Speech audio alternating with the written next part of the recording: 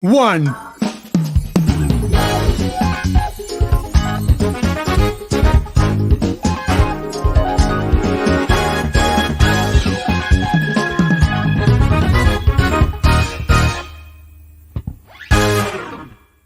Hello, everybody. Welcome to the Pinche Gringo show. As always, we have a fantastic show for you tonight. We're going to talk about voting, the NFL, lottery, tacos, and my favorite, pozole. What a great combination. It's like having a conversation with a pregnant woman and telling her we're going to talk about pickles, ice cream, and sex. That's right. But we have a lot to talk about. Let's get right into it. And let's first talk about that other thing that everybody's talking about besides COVID. Yes, it's the elections. Let's start with Mexico, where we are under a year away from the 2021 midterm elections. And for those of you who don't know too much about Mexican politics, let me give you a quick primer. The Mexican system is a little different than the US system, where congressmen are elected for a 3-year term instead of 2. And for the first time in modern history, they may be re-elected and can serve now for up to 4 consecutive terms. Senators and the president are elected for 1 6-year term, but all leave office at the same time, 2024, and senators can be re-elected again for another term. And that's not scattered like in the US. So you got it? So in the 2018 election, Andrés Manuel López de Obrador was elected in a landslide victory and given pretty much absolute control of the federal government. So the 2021 election will be the first national election that give voters the ability to affirm or reject the president's mandate along with his party's policy agenda. AMLO founded Morena and registered it as a political party in 2014 after he accused his former party of supporting an agenda he did not agree with.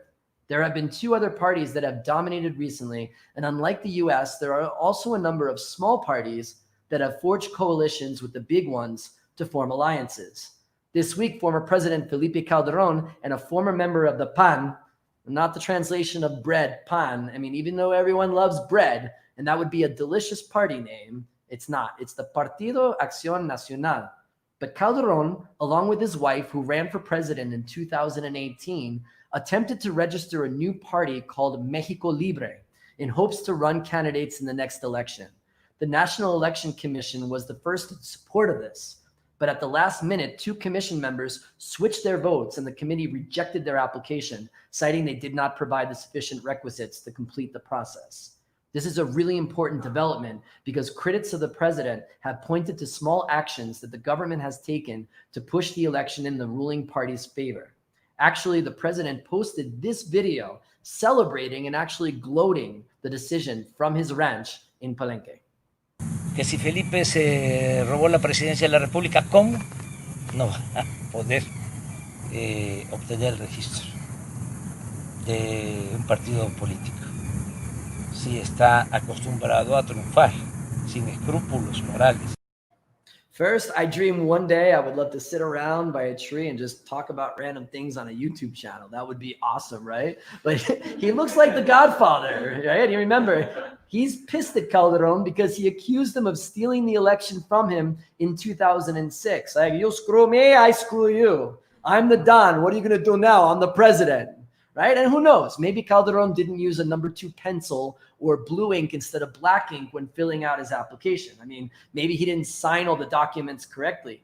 God knows how many times my documents have been rejected because Alfredo at the bank didn't like my signature.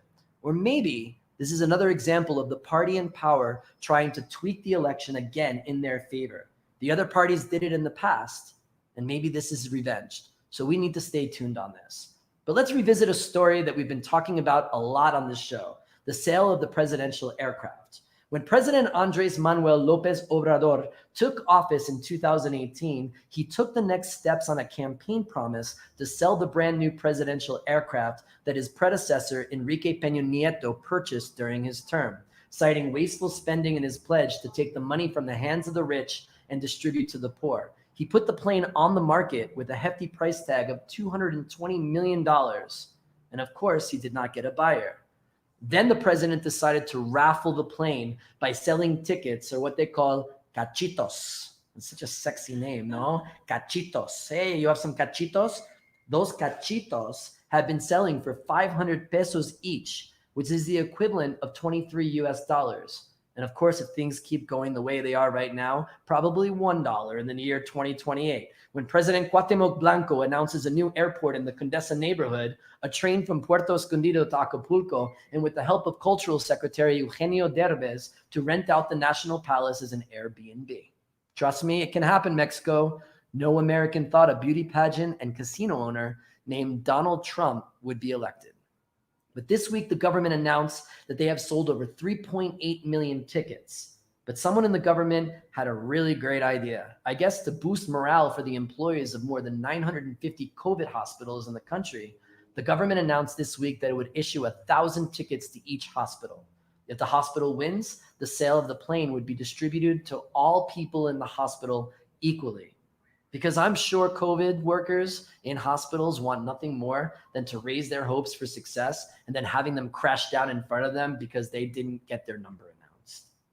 But see, these are some of the things plaguing the Mexican government, while the American government has been in a constant, oh my God, I don't believe he just said that, or I can't believe this just happened mode. The 2020 election is just 54 days away. And although Joe Biden maintains a strong lead in the national polls, due to the electoral college system, the polls are tightening in battleground states such as Michigan and Florida, where this week a new NBC Marist poll showed Donald Trump and Joe Biden in a dead heat at 48% each, with very few undecided voters left. People have really decided already who they're going to vote for. Also, the candidates are statistically tied among Latino voters. Because Florida is populated with many Americans of Cuban descent who affiliate with the Republican Party, especially after the famous raid by federal officers during the Clinton administration in June of 2000 that sent Cuban Elian Gonzalez back to his home country, angering many, and some argue that the Cubans were instrumental in getting George W. Bush elected president. Remember, in the US political system, the popular vote doesn't matter. It's the electoral college. And if this doesn't make sense, I encourage you to view a past show where this complicated and antiquated system was explained. But because of the tightening of the polls, every single vote counts, and which is why I think that Mexico and the estimated 1 million eligible US voters that live here can swing the election in anyone's favor. Let's take a look at Michigan, for example, where Donald Trump defeated Hillary Clinton by a little more than 10,000 votes. Now, Michigan's vote represented 3.5% of the total national vote. This is significant because if we use the same rough statistics to apply to the total voting population in Mexico, this would represent 35,000 voters. Now, we can assume that more voters here in Mexico are Democrats than Republicans. And if all eligible voters here in Mexico submitted their ballot, Hillary Clinton would probably be president right now. This logic can also be applied to Pennsylvania, Wisconsin as well, where Trump won by less than 1% of the vote, and in New Hampshire, where Clinton won by a similar margin. We have no idea how close it will be. So whichever party you support, your vote matters. It doesn't matter if you live in lovely Lake Chapala outside of Guadalajara or Kalamazoo, Michigan. And by the way, Kalamazoo, coolest name in Michigan, but ironically, there's no zoo in Kalamazoo. The Meehan Park Zoo of Kalamazoo closed in 1974.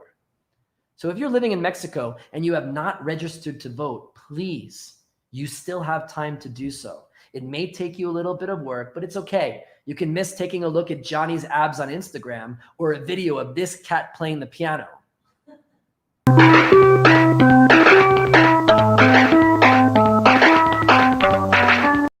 Yes, Americans living in Mexico, you have time. Get this done. Democracies only exist because the people participate in them. If you should have a say in who your leaders are, who will ultimately decide if we go to war, or in some cases, how you live your life.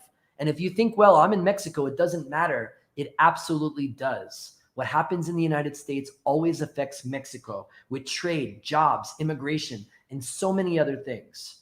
So if you're like, okay, Dan, I'm convinced, I want to vote, let's go to Daniel Stein, part of Democrats Abroad, to discuss, regardless of your party affiliation, doesn't matter if you're a Democrat or Republican, we're going to talk about how you can get a ballot and vote in November. Thanks for joining the show, Daniel. How are you doing today?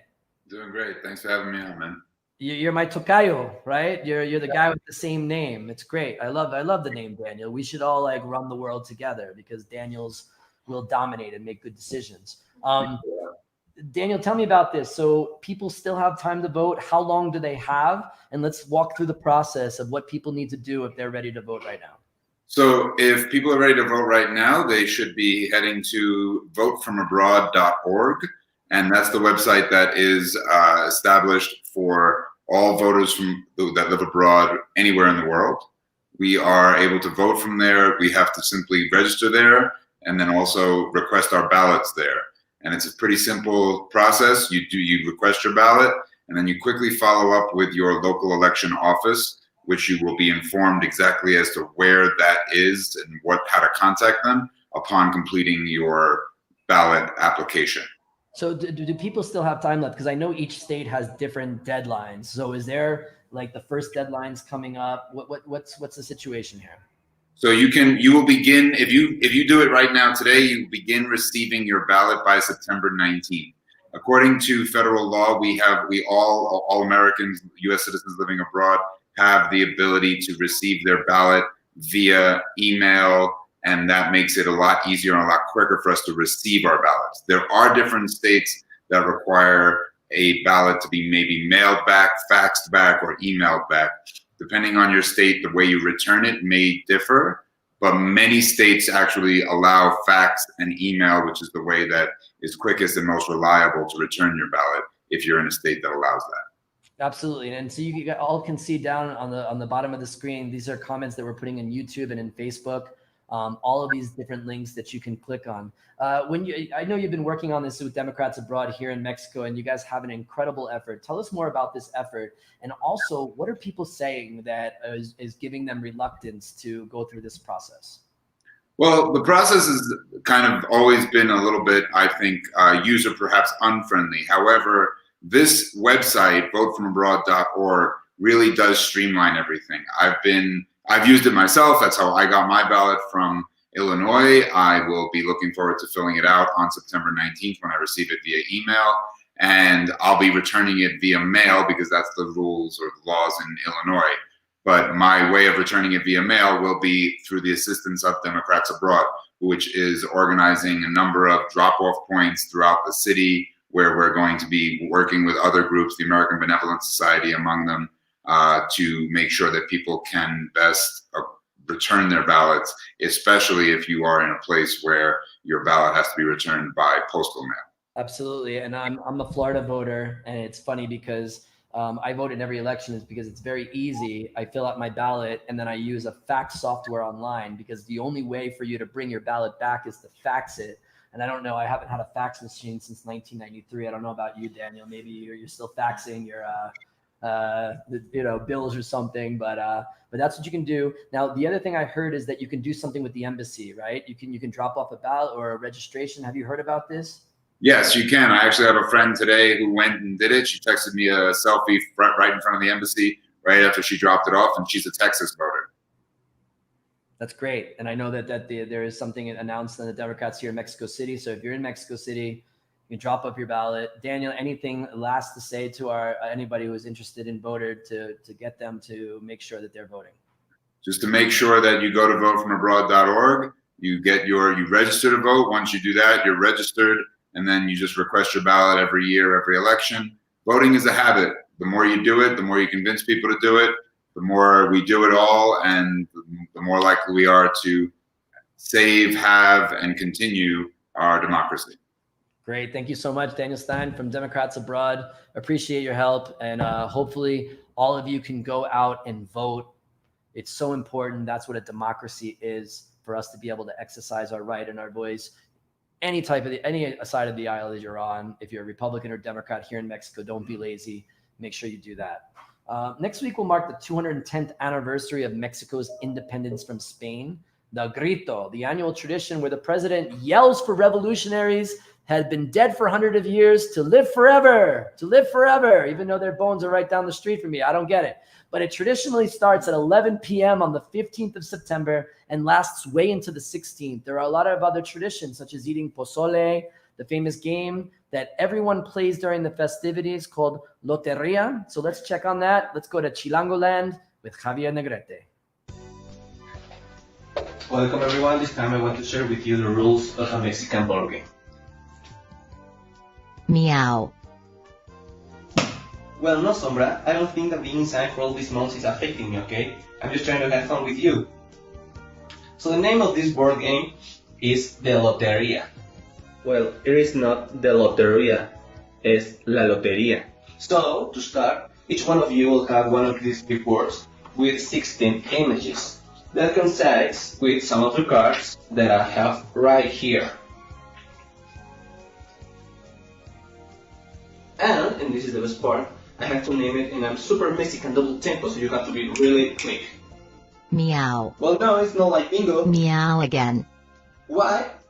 Because we have a lot of Mexican characters on the cards, like La Chalupa, o El Caso, o La Rosa, o La Bandera. Bark.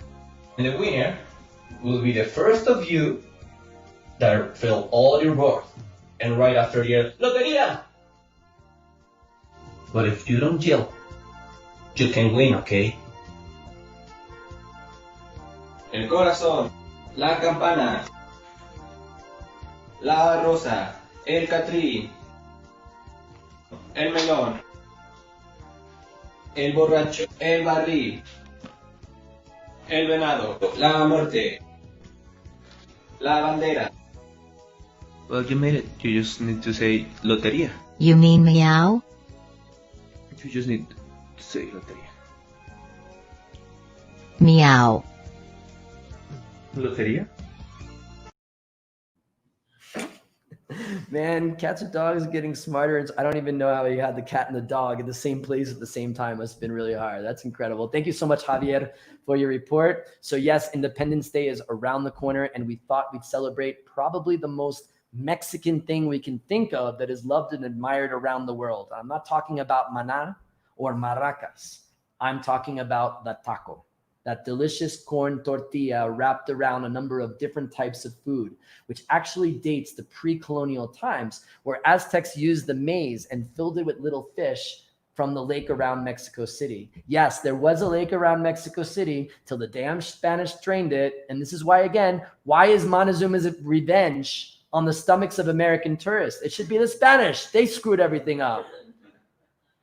Over time, the taco has evolved with different influences, like the favorite taco al pastor, which was bought by the Lebanese immigrants, or tacos de sesos. Yes, brain tacos, and no, it doesn't make you smarter if you eat more. Or suadero, cabeza, or our favorite at the Pinche Gringo show, las gringas. But now it is time to debate. Chilangos, the name of Mexico City residents, always have great debates about what taco is their favorite. So we are joined now by foodies Maria Inez from Miss Foodie, Dante Levi from Foodie CDMMX, and Fernando Castilla. Thank you all for joining us. You guys ready? This is the rule. Each of you have 30 seconds to tell us about your favorite taco place in Mexico City, and then you'll have 30 seconds for a rebuttal. Okay, are we ready? All right, let's start with Maria Inez. Maria, tell me, what is your favorite taco restaurant and why? Okay, my favorite taco restaurant is Tacos Richard. That is a truck that is very near from my house in Condesa. It's my favorite spot because it has lots of variety. And they have some days tacos de guisado and other days carnitas. And they make the greatest taco from sesos and carnitas. And they put avocado on it and great salsas. So I think those ones are one of my favorite tacos. Perfect. What's the name of the taco place again? Tacos Richard. And they are in Alfonso Reyes. With Tamaulipas. Wait. So this is a guy named Richard, and he's like, hey, what do we call our taco place? Let's call it Richard, right? That's my name. Right? All right. Fernando, you're up next. What's your favorite taco place? Well, Dan, I'm originally from the south of the city, so I don't know if everyone knows them, but I love Tacos Charlie. Tacos Charlie, I mean, it's weird because it's another like Gringo name, Richard Charlie, but I don't know. So it's because they're suadero, and I think their suadero is great, like the best suadero in the city. But I think I have kind of a tie with Don Beto. Don Beto is los tacos de cochinada, which they put like everything that goes down to the bowl where they have all the meat. You made your argument. Tacos Charlie, you got 30 seconds. Mr. Livick, go ahead. What's your favorite tacos? I think that my favorite taqueria is in Los Güeros, that it's like the blondies. First, because this is located in the most famous street about tacos, that it's Buturini streets with a lot of different taquerias. But the Güeros is the most important and the most iconic taqueria in this famous street, and they have a different kind of tacos, from tacos of suadero to tacos al pastor, and also because they have a different variety of sauces that I think that if you want a good taco, you need a good sauce. And they have an, all right. We have one of my 3 favorite taco places. Now, here's my next question for you. I don't think you guys were prepared for this, but it's fine. What is your favorite fresa tacos? And we know what our fresa tacos, right? We're all rich people eat, and the tacos are like 200 pesos each. What is your favorite fresa taco, Mr. Fernando? I have to say Califa, 100%. Califa. How about you, Maria? Yeah, I had to say Califa too. Califa. Are we agreed on this, Daniel? Califa? Dante? I don't want to say Califa, but I think that Califa is a good fresa taqueria. Right. What about this Orinoco place? No, it's a Monterrey. Here's the tortilla de harina. Not enough huerros there for you, Dante, no? Not enough. No, it's not my favorite taqueria because I don't like base with harina, tortilla of harina. I don't like this kind of tacos because for me, the typical tacos is with corn tortilla, but I'm sorry, guys. I do like Orinoco. I don't know about this.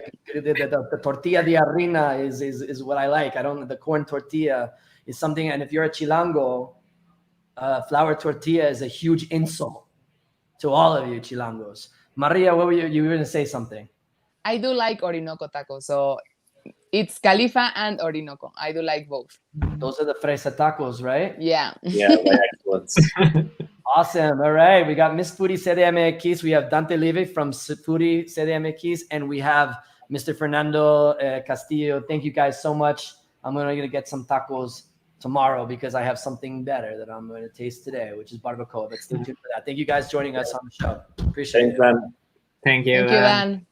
Tonight is the kickoff for the 2020 NFL season. It's going on right now. So if you're watching this, you're probably not watching football. It's okay. But I think many are hoping it goes uninterrupted with COVID looming in the United States. For more on this, let's go to our favorite, Dane Martinez, creator and host of Fantasy Freestyle and Spit and Speeds. Not that, Hector. Not Lila. We're going to Dane Martinez. That's Lila. All right. To give us a preview of the upcoming quest for a Super Bowl championship. Show it up. Hey everybody, big shout out to all the Pinche Gringos over there. Football is here. The NFL kicks off its season schedule on Thursday with the Kansas City Chiefs and the Houston Texans. So let me give you some thoughts on the upcoming NFL season. The headline, like everywhere else in the country, is what is this going to look like in the context of the pandemic of coronavirus, which is still out there in the United States, no matter how much some people want to ignore that. And the biggest thing is going to be there's going to be no fans in the stands for a lot of stadiums. Now, some of them are going to have limited capacity, but I want to see how teams respond to this. Usually, a point spread is 3 points in favor of the home team. Do they get the full 3 points of an adjustment? Does it matter if the fans are in the stands? Are people going to be able to hear signals better? So many things to understand with there being no fans in the stands. That is definitely the headline story for me and what I am going to keep an eye on. We also know there has been movement of Hall of Fame quarterbacks left and right. Phillip Rivers is now in Indianapolis, and Tom Brady is not with the New England Patriots. He's the quarterback of the Tampa Bay Buccaneers.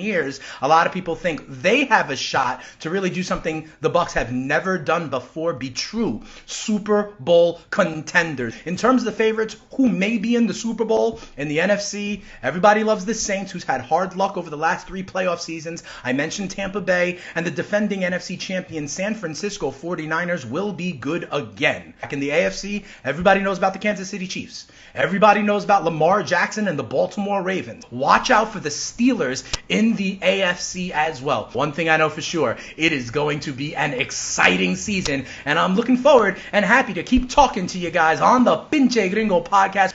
I'm Dane Martinez. You can call me the spitting statistician, stable genius, and vocal minority, and I'll talk to you guys more next time. Football is here. I'm ready. Hopefully you are too. Thanks a lot, Dane. And to see more from Dane, he is my go-to person for advice in my fantasy league. So if you really want to know more about fantasy, check him out. Spit and Speeds, freestyle, fantasy freestyle. It's pretty amazing. So, but let's go now to my favorite segment of the show. We go to the one, the only, the extravagant Lila. Now, Lila, I thought you were Dane for a while. Yeah, at least I was ready and I wasn't like picking my nose or something. Yeah, exactly. Right. Were you ready to talk sports or what? Right? No, I'm ready to talk barbacoa then. People drop off the show because they were offended that the Steelers or the Cowboys weren't our best picks for the year. Like, why does everybody like the Steelers and the Cowboys? And I don't understand that. Because I think in Mexico those are the most popular, no? That like not a lot of people are like super fan of NFL. Like we're working on that at Pinche Gringo, but like those are the ones that we know. I don't get it. So listen, the entire NFL season will be shown at Pinche Gringo. Is that correct? Can you tell us more about that? Yes, that's correct. And we're super excited that NFL is back, and we're super excited we have the kickoff today at our both locations.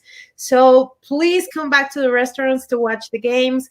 If you want to stay at home, you can order, and we have a great deal with Panini. So if you make an order during the days that we have games, you can get an album of Panini for free. What? You get an album? That's pretty awesome. Okay.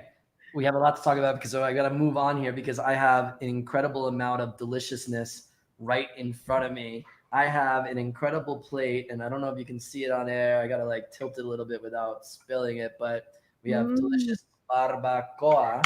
Yes. Sauce down. Look at this delicious barbacoa. It's amazing. I'm going to have some of it. Tell us more about this barbacoa that I'm eating, huh? Well, for Pinche Gringo Barbecue, whoever knows Pinche Gringo for 6 years, this is the first time that we do this. This is history, part of history for us. Like this is the first time that we're serving corn tortillas with one of our meats. So we went super Mexican this time, and normally, you know, we celebrate Cinco de Mayo, but this time we're going to celebrate Independence Day in Mexico.